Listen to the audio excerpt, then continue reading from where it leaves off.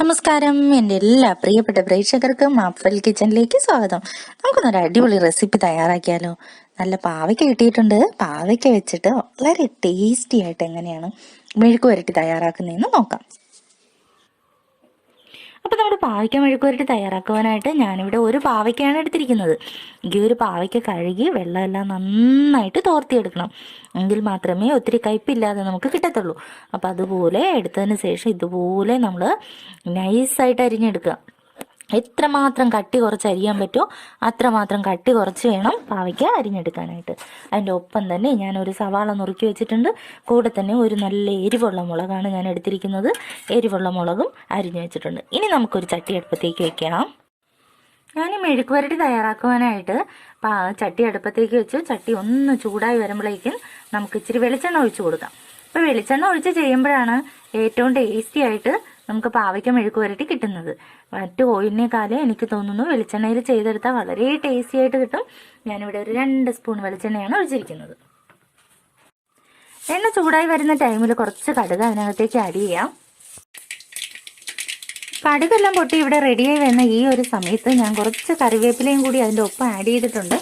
ഇനി നമുക്ക് തയ്യാറാക്കി വെച്ച പാവയ്ക്കയും ഉള്ളിയും മുളകും എല്ലാം നമ്മുടെ ചട്ടിയിലേക്ക് ഇട്ട് കൊടുക്കാം.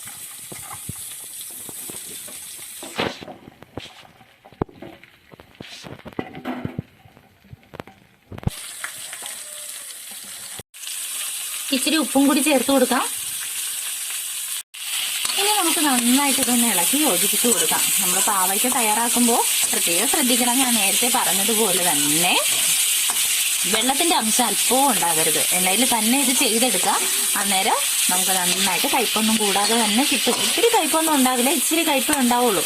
വെള്ളത്തിന്റെ അംശം പാവയ്ക്കയിൽ വരുമ്പോഴാണ് ചവർപ്പായിട്ട് തോന്നുന്നത്. അത് എല്ലാവരും ശ്രദ്ധിച്ച് ചെയ്യുക. അപ്പോൾ ഇതൊന്ന് നന്നായിട്ട് ഇങ്ങനെ ഇളക്കി കൊടുക്കുക. നല്ല മണമെല്ലാം വരുന്നു. ഞാനൊരു എരിവുള്ള മുളകാണ് അതിനകത്ത് ചേർത്ത് കൊടുത്തിരിക്കുന്നത്. അപ്പോൾ അതിൻ്റെയൊക്കെ നല്ല മണം വരുന്നുണ്ട്. ഇത് ചൂടോടെ ഉപയോഗിക്കാനൊക്കെ നല്ല ടേസ്റ്റാണ്. കൂടെ തന്നെ എൻ്റെ ചാനൽ ആദ്യമായിട്ട് കാണുന്ന ഫ്രണ്ട്സ് എല്ലാം തന്നെ ഒന്ന് സബ്സ്ക്രൈബ് ചെയ്തേക്കണേ. ഒപ്പം തന്നെ നിങ്ങൾ ചെറിയ ബെൽ ബട്ടൺ അമർത്തി ഓൾ എനേബിൾ ചെയ്യാൻ മറന്നു പോവുകയും ചെയ്യരുത്. വീഡിയോ ഇഷ്ടമായാൽ ലൈക്ക് ചെയ്യാനും ഷെയർ ചെയ്യാനും നല്ല നല്ല കമൻസ് അറിയിക്കാൻ ആരും തന്നെ മറക്കരുത്. നമുക്കിതിനി ഒന്നൊരു 2 മിനിറ്റ് ഒന്ന് മൂടി വെച്ച് വേവിച്ചെടുക്കാം. പാവയ്ക്കെല്ലാം മൂടി വെച്ചിട്ട് ഇവിടെ ഏകദേശം 1 മിനിറ്റോളം ആയി. അപ്പോൾ പകുതിയോളം വെന്ത് കിട്ടിയിട്ടുണ്ട്.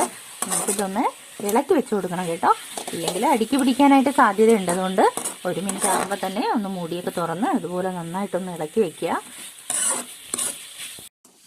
വീണ്ടും നമുക്കിതുപോലെ ഒന്ന് ഒതുക്കി വെച്ച് 1-1.5 മിനിറ്റും കൂടി ഇത് നന്നായിട്ട് വേവിച്ചെടുക്കാം.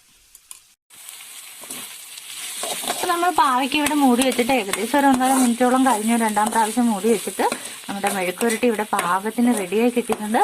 വളരെ ടേസ്റ്റിയായ ഹെൽത്തിയായ എമ്മിയായ പാവയ്ക്ക മെഴുക്ക് പുരട്ടി. ഞാൻ അങ്ങനെ പറഞ്ഞത് തമാശയ്ക്കല്ല, വളരെ ടേസ്റ്റി ആയിട്ട് തന്നെ കിട്ടിയിട്ടുണ്ട്. ഒത്തിരി കയ്പൊന്നുമില്ല, ചെറിയൊരു ചവർപ്പ് മാത്രമേ ഉള്ളൂ. കുട്ടികൾ വരെ കഴിക്കും.